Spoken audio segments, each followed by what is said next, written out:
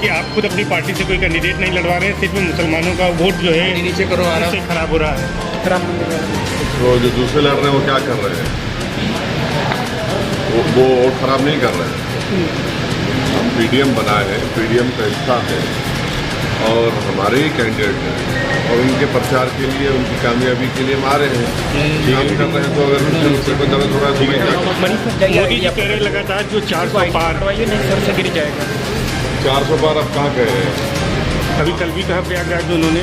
अब कभी कभी बोल देते हैं, मगर असल मुद्दा ये है कि पेट्रोल 100 पार हो चुका है। उत्तर प्रदेश में जहाँ से मेंबर ऑफ पार्लियामेंट प्रधानमंत्री है, यहाँ पर पेपर लीक हो जाता है, नौजवान परेशान है और प्रधानमंत्री ना मुख्यमंत्री बोलते हैं किसकी आत्मा की वजह से पेपर लीक हुआ है। ये नहीं बोला जाता कि प्रधानमंत्री ने विधानसभा के चुनाव में कहा था कि जो जितना जानवर है उसको मैं देख लूँगा। तीसरे फेज में याद होगा आप लोगों को, अभी क्या हो रहा है देखिए। अच्छा, सुनिए, महंगाई इतनी ज़्यादा हो चुकी है। पीओके की बात करते हैं, 10 साल से आपने क्या किया? बड़ा बराबर लीजिए पीओके को, हम भी कह रहे हैं भारत का हिस्सा है और चुनाव में आपको पीओके किया जाता है। ये सब चीज़ें हैं जिसकी वजह से लोग परेशान हैं। 10 साल में जो उन्होंने वादे किए तो तमाम के तमाम चौपट में झूठ साबित हुए। अच्छा, संविधान और आरक्षण, मुस्लिम आरक्षण का मुद्दा सामने आता दिख रहा है। चुनाव में एक बार फिर मुस्लिम आरक्षण का मुद्दा सामने वाले हैं, गरीबों का हिस्सा मुसलमानों को देना चाहते हैं। पहले तो ये पहली बात तो ये है कि किसी का आरक्षण छीन कर किसी को नहीं दिया गया।